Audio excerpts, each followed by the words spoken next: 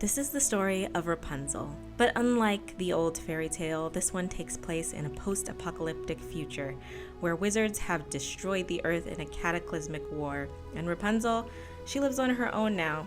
She has sequestered herself away in this tower and keeps everyone out, the only way up or down being a rope that she has on her at all times in the form of her extremely long hair.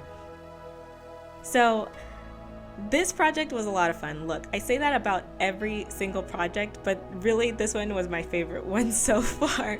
And that's because I've been watching a ton of YouTube channels. I've been obsessed with watching people do scratch bashing. Two of my favorite channels are Eric's Hobby Workshop and Bill Making Stuff. I'm going to leave links down below, but you can just search them on YouTube and they will come up. But they are really great at this, and I've learned some techniques from their channels that I just wanted to use and try out, so I thought of an excuse with this diorama. And a lot of my new friends here on YouTube are into Dungeons and Dragons, so this was my first attempt at making some kind of a terrain.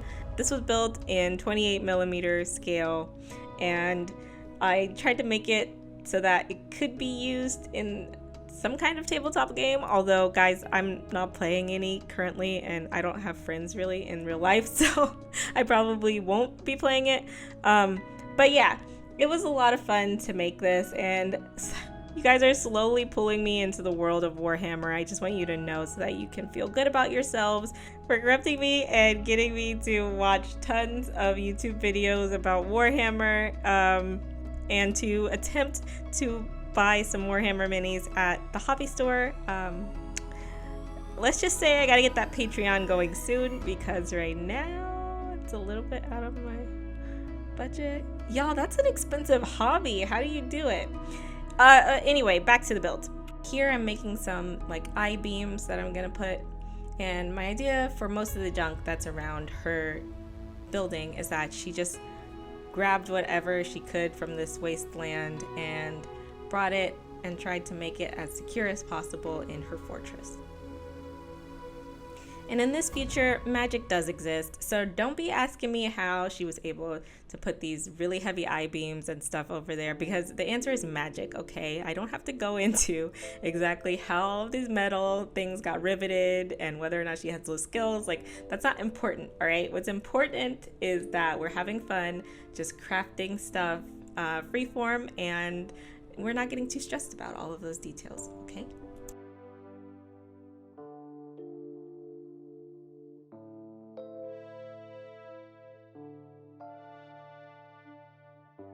So I looked at some pictures of water towers and they all had these rounded bottoms to them, and initially I tried to make that using cardboard, which turned out okay, but later on I decided that I didn't like it and tore it back off. But here you can see how the cardboard bottom looked before I decided that I hated it.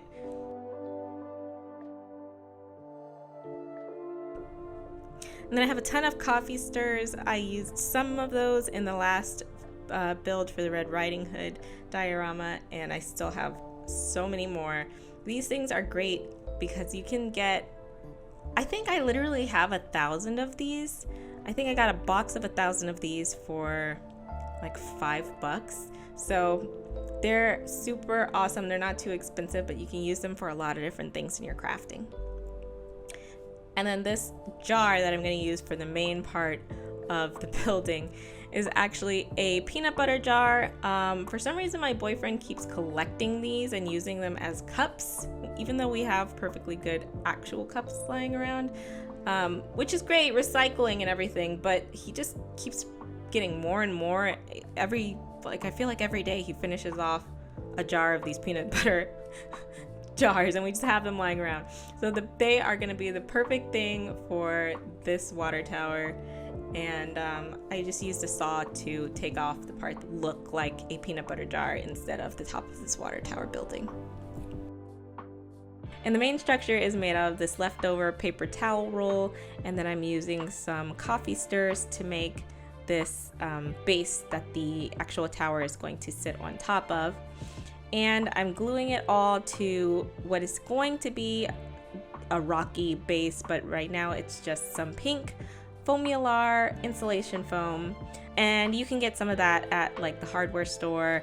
I usually get it at Home Depot here in the States, but if you're overseas, just look for in your hardware store for insulation foam for your house to keep your house warm or cold.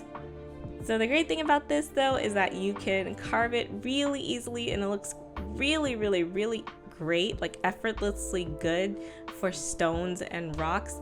I had this leftover plastic grid from some kind of package that I got at one point or another, and I saved it thinking I would probably use it, and I've had it for probably like a year and a half, but I finally decided this was the perfect place to use it to make these chain link fence to go around the building.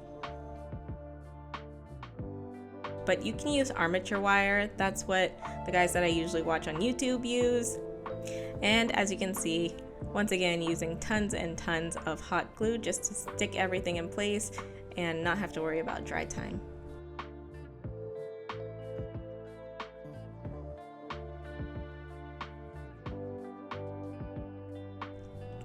So that looked pretty good. The next thing I did was add some attention drawing metal pieces by using this corrugated paper.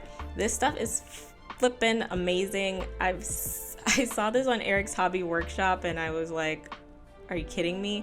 That looks so good. So I got some of that for myself, and I can't recommend it enough if you want to quickly make like metal sheets for your projects. This stuff, once you paint it, looks really, really believably metallic, and I had a lot of fun just sticking it on pretty much every part of the building.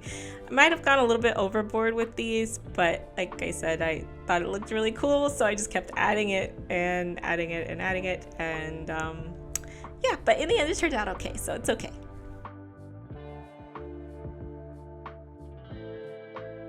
So the next thing to do is to add on the sand and rocks to the base. I'm just using white glue to stick everything down, and I got these rocks and sand from like the aquarium section of the 99-cent store or the dollar store or the pound store, whatever you guys have.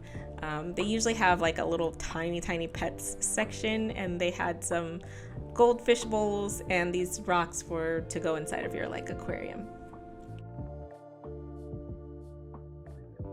So the biggest tip I can give you guys is to put paper down before you do it so that you can do easy cleanup like this. Otherwise you're gonna have a huge mess on your hands, and it's gonna be really annoying to try and clean up.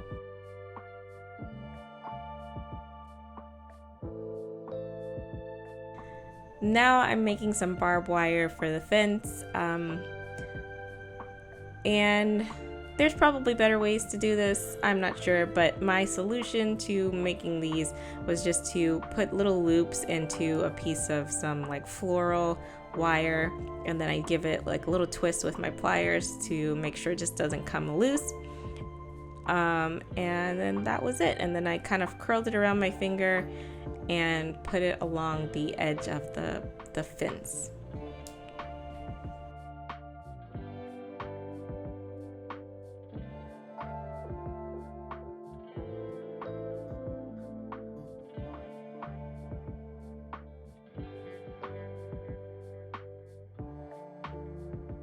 For the top of the water tower, I made a cone shape using this expanded PVC board, and it wasn't the best choice of materials because it doesn't stick together with hot glue very well, like at all. In the end, I super glued it together, and I just had to wait for it to set for like 2 hours before it was actually stuck together enough to put on the project. But yeah, I would definitely use just cardboard for this instead, but I'm trying to use up all the things I've had lying around, so that's why I went with this instead of cardboard.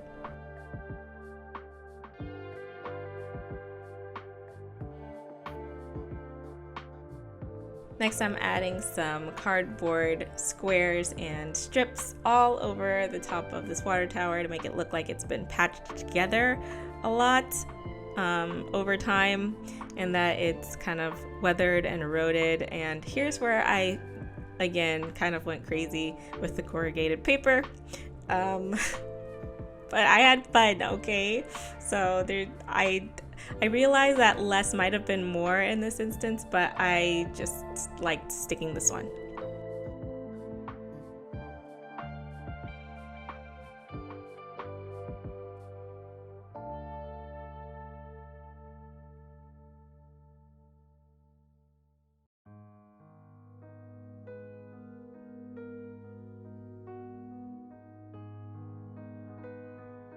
Now I realize this might look like I'm doing something else, but all I'm doing here is making rivets, okay? I've learned from other YouTubers that making rivets is the key to selling metallic things. So I'm cutting up some plastic tubes that I had and making tiny rivets to glue into place on this building.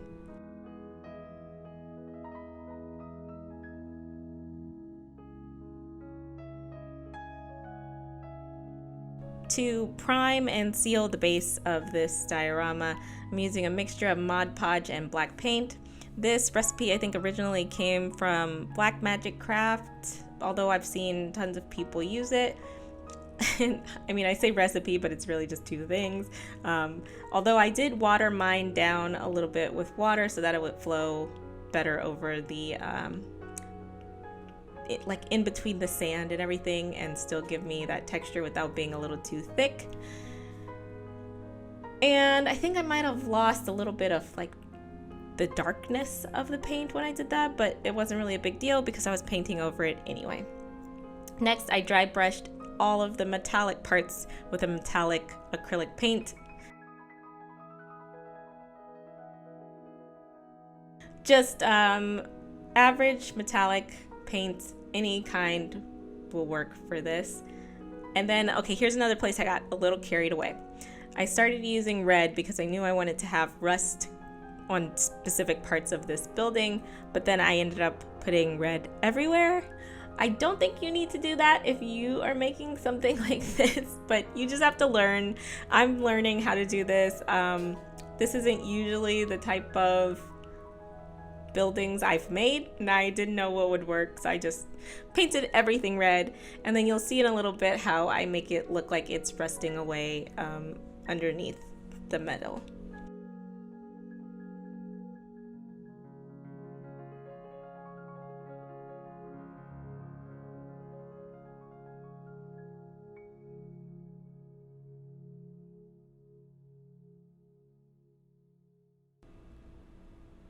So here's what I meant about covering up the base with paint so that it doesn't matter that it wasn't too dark, because I painted it a sand color and a little bit of gray to make it look like there's stone underneath.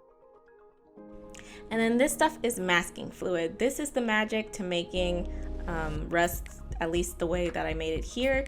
And it's basically liquid latex. You paint it on while it's liquid, and then you can paint over the top of it again once it's dry with the color that you want to be your top color.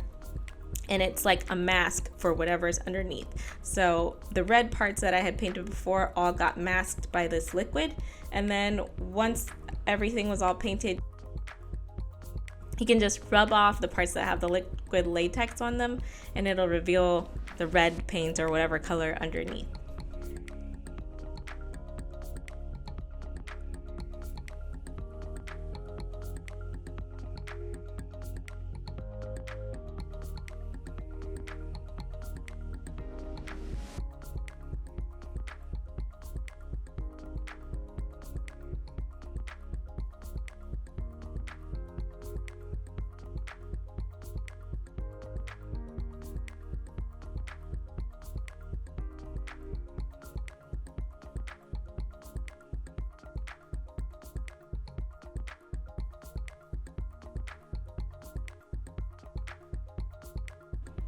And this was my favorite part of the entire build.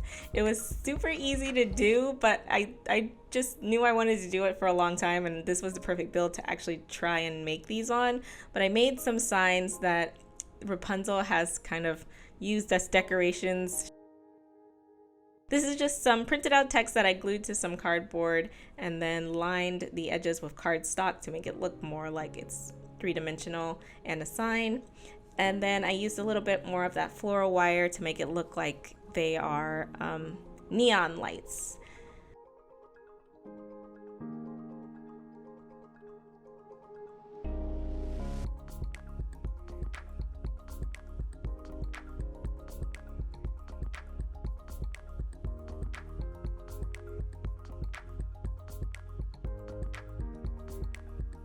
And then I distressed them with some black paint.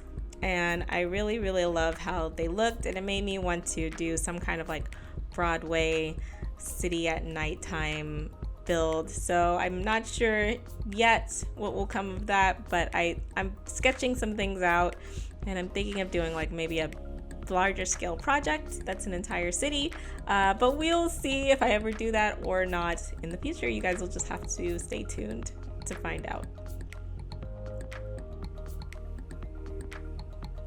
This is it, guys. This is the finished product.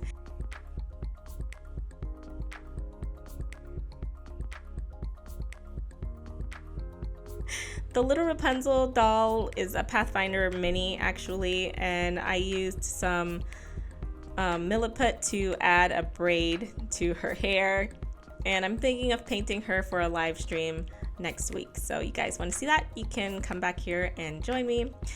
Big shout out to all these people who left me comments telling me how I could get rid of the hot glue gun strands. Thank you guys again so much, and I will see you guys in the next video. Bye.